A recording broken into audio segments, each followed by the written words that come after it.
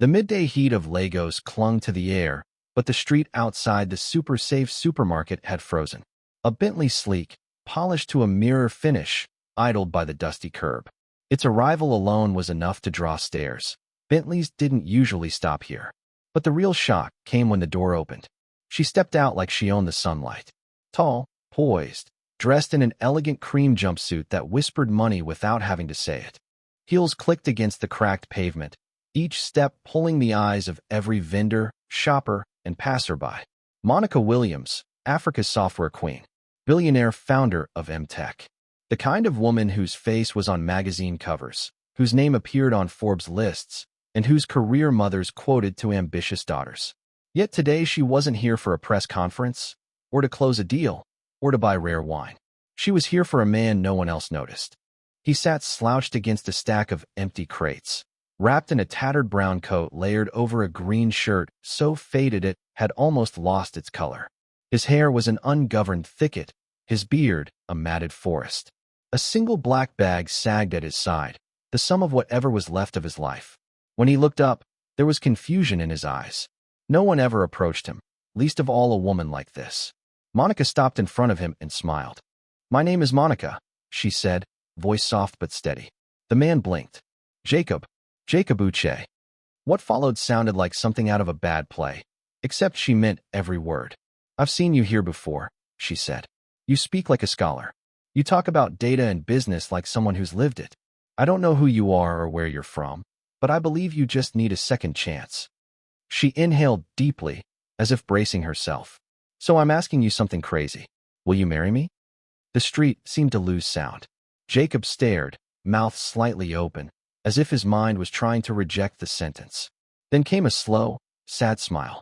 "If you really mean that," he said, "go into that supermarket, buy a ring, come back, kneel down, and ask me like you mean it." Gasps rolled through the onlookers. Who tells a billionaire to prove it? But Monica didn't flinch. She turned, walked calmly inside, and reappeared 5 minutes later with a diamond ring worth more than most houses. And there, on the same dusty roadside, Monica Williams, billionaire, single mother, public figure, bent on one knee and held up the ring. "Jacob Uche, will you marry me?" Phones came out. Some people cried. Others laughed in disbelief. Jacob looked down at the woman before him, the most powerful person to ever look at him and see anything worth saving. "Yes," he whispered. She slid the ring onto his finger.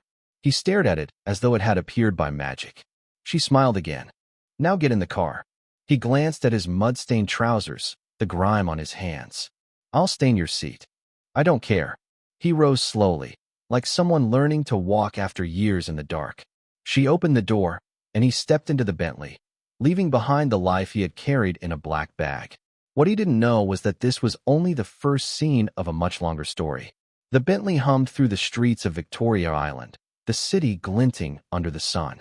Jacob sat stiff, his bag clutched like a shield. This morning he had been invisible. By afternoon, he was engaged to the most admired woman in Nigeria. Monica stole a glance at him. His eyes were red, not from tears, not yet, but from years of heat, dust, and survival. She wanted to ask him everything, but she knew the first thing he needed was dignity. "We're making a quick stop," she said. Minutes later, the Bentley rolled up to Kingsman Barbers and Spa.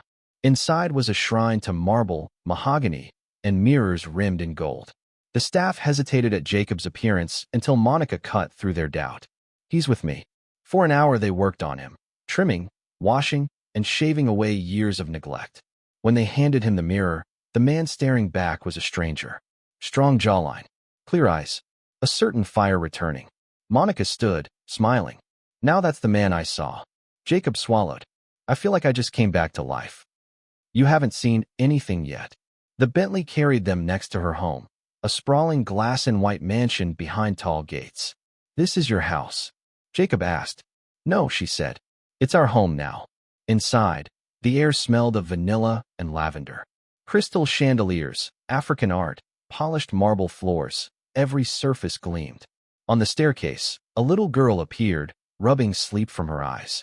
"Mommy, who's that?" she asked.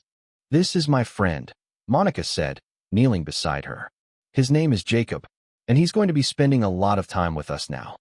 The girl studied him seriously. Are you a good person? I'm trying to be. Then you can stay. But no scary stories at night. Jacob laughed, the first time in years. That night, she gave him a guest room that looked more like a suite at a luxury hotel, and a plate of jollof rice with fried plantain and chicken. He ate slowly, tasting each bite like it was a memory. Later, they sat on the balcony. Monica handed him a glass of wine. Now, who are you, Jacob? He held the wine glass carefully, as though it were something fragile he might not deserve. For a long time, Jacob stared into the night before speaking. My name is Jacob Uche, he began. I used to be one of the best data scientists in Lagos. Worked with international firms. Built models for banks and government bodies. I gave talks, trained analysts, earned respect. His voice tightened. I had a wife, Cleety. 2 kids, Amanda and Namdi. My parents lived with us. Life was perfect, until one December morning. He swallowed hard. They were flying to Dubai for a family holiday. I couldn't go with them that morning. I had work. I planned to join them the next day, but their plane went down. No survivors. Monica said nothing, her knuckles whitening around her glass. I lost everything in one day, he whispered. After that, I didn't want money. I didn't want friends. I didn't want to breathe. I walked out of my life and never went back. I've been under that bridge ever since. There was a stillness between them, the kind born of recognition. Finally, Monica spoke. I know that pain. I lost my parents in a crash, too. And then my husband disappeared when Sophia was just 2. Years passed before I accepted he was never coming back. Jacob blinked at her. You built all this after that. She nodded once. I had to. For Sophia. And for myself. He managed a faint smile. You're a fighter. So are you, she replied. For a while, the only sounds were the soft chirps of night insects and the distant hum of Lagos traffic. But something small shifted in Jacob, not just the feeling of being alive, but the dangerous, exhilarating pull of wanting to live again. That night, lying on the soft bed she'd given him, he stared at the ceiling. Not out of sleeplessness, but because his mind had started doing something it hadn't in years. It was making plans. The next morning came with birdsong instead of the rumble of okadas and the stench of gutter water. Sunlight pushed through silk curtains. Somewhere in the house, bread was baking. Jacob sat up quickly, half expecting the scene to dissolve into the underside of a bridge. But it didn't. He touched his trimmed beard, ran a hand through clean hair, and allowed himself the smallest smile. A knock on the door interrupted him. Come in, he called. Sophia's face peeked through. Good morning, Mr. Jacob. Mommy says breakfast is ready. Good morning, Sophia. And you can call me Uncle Jacob. She grinned and vanished down the hallway. Downstairs, Monica was at the dining table, dressed in a navy blue suit, laptop open beside a bowl of fruit. Good morning, she said, glancing up. Morning, he replied, taking a seat. The table was set with eggs, bread, pap, and fresh orange juice. It's been a long time since I've had a breakfast like this, he admitted. Eat up, she said, closing her laptop. You'll need your strength. He looked at her, puzzled. Are we going somewhere? No. You're starting work today. He almost choked. Work? I didn't just propose for sympathy. M-Tech needs someone like you. That mind of yours, it's too sharp to waste. I haven't worked in years. I'm rusty. You'll polish up fast. You were one of the best once. That doesn't vanish. His hands trembled slightly. I don't know if I'm ready.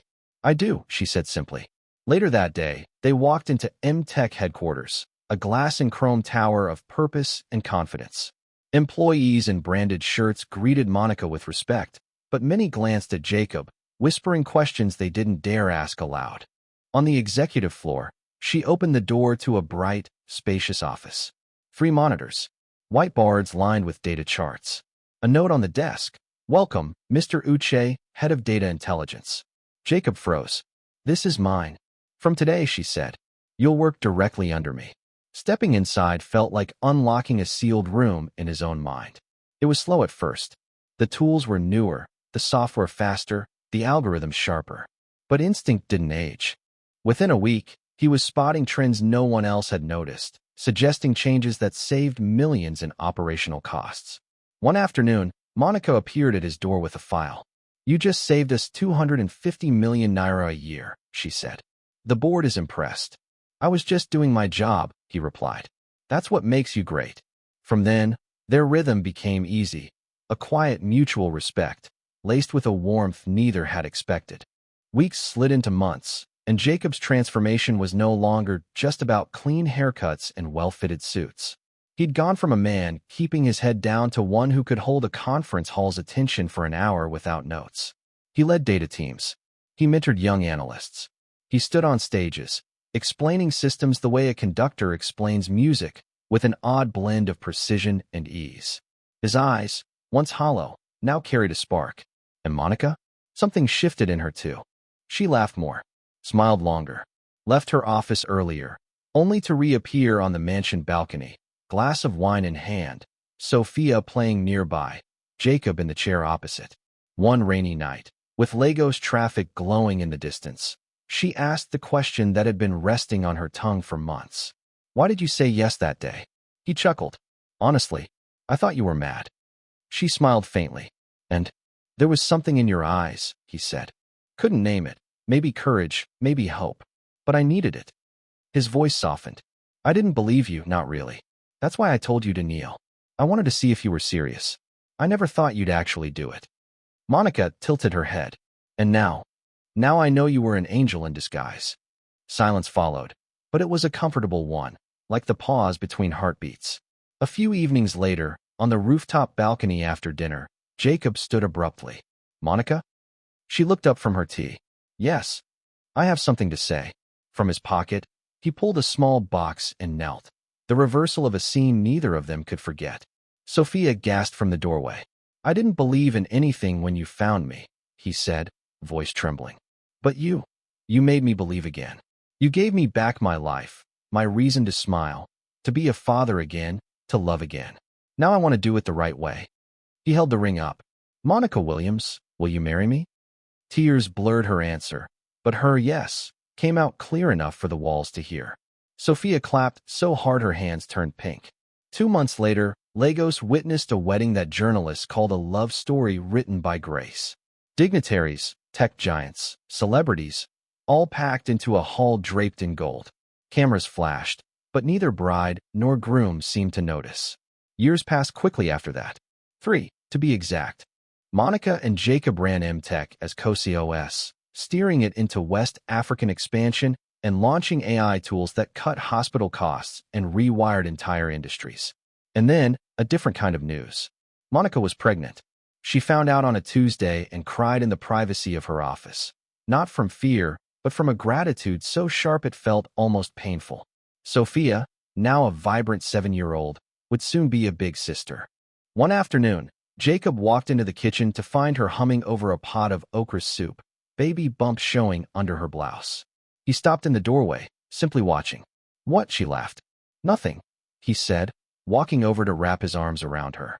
"You just look like a dream I never thought I'd have again." 2 months later, their son arrived. They named him Williams Chinedu, a tribute to her parents and his father. When Monica held the baby, something in her healed. When Jacob held him, something in him felt worthy again. The house filled with noise, baby cries, Sophia's laughter, and the everyday clatter of a family finding its rhythm. Years have a way of folding in on themselves. One moment, you're holding a newborn. The next, you're watching them run across the garden with a butterfly net and a tablet in hand. Sophia grew into her role as big sister with the precision of someone running a startup. She fed Williams, sang to him, and even attempted diaper changes, though she abandoned one particularly catastrophic effort halfway through, muttering that she'd stick to medical research. By 18, she wasn't just talking about medical research. She was wearing a white coat and a stethoscope. Sophia became the youngest graduate of the University of Nigeria's medical program. Monica and Jacob were there, of course, proud, possibly more than the day of their own wedding. It was at that graduation ceremony that a tall, well-dressed young man approached Sophia. "Hi, I'm Obinna. I saw your presentation on gene mapping. Brilliant work." Sophia, normally unflappable, blushed. From that polite conversation grew a series of long video calls, study sessions, and the kind of inside jokes that parents pretend not to overhear. 3 months later, Obinna arrived at the mansion with his parents to formally ask permission to date Sophia, an old-fashioned gesture that impressed both Monica and Jacob. Obinna wasn't just polite. He was the son of a respected judge and a rising star in biomedical engineering. 3 years later, during Sophia's 21st birthday party, he proposed. Her yes carried the same tremor her mother's had years earlier. The wedding was a swirl of gold, lace, and the rhythm of live high-life music. The guest list read like the index of a business magazine: tech billionaires, diplomats, local royalty. Monica and Jacob walked Sophia down the aisle together, and when she whispered, "Thank you for everything," Jacob replied simply, "Make us proud." At the reception, Monica's speech drew misty eyes. Jacob's toast silenced the room entirely. "Years ago," he began, "I lived under a bridge. I had lost my wife, my children, my parents, and myself. I had no reason to live again. But then an angel found me. She didn't see a homeless man. She saw a man who still had something to give. Through her, I found love, I found family, I found home. And today, I stand here watching our daughter begin her own journey, and my life has come full circle." The applause was immediate, loud, and unstoppable. 9 months later, the family gathered again, not in a grand hall, but in a hospital room. Sophia, tired yet radiant, held her newborn daughter. They named her Amarachi, God's grace. Jacob, holding the baby for the first time, whispered, "You don't know it yet, little one, but you were born into a miracle." Life had a rhythm now. Evenings on the balcony, Williams chasing butterflies across the lawn, Amarachi giggling in the grass. Monica sometimes looked at the scene and thought, "This is it. This is the life I once begged for." And yet, something else began to stir, a sense that they could do more than live quietly behind high gates. It started as a thought Monica couldn't shake. She shared it one evening after dinner. The family gathered in the living room. "I've been thinking," she began, her tone calm but anchored. "It's time to do more." Oina leaned forward. "More? M-Tech has transformed businesses," she said. "We've helped governments, hospitals, schools. But now, I want to create something for people like Jacob once was."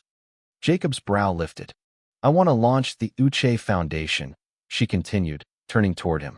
"A place that gives second chances, that finds the forgotten and shows them they're not useless, that trains and employs the homeless, widows, and orphans in tech, design, and business, that tells them, you can still rise."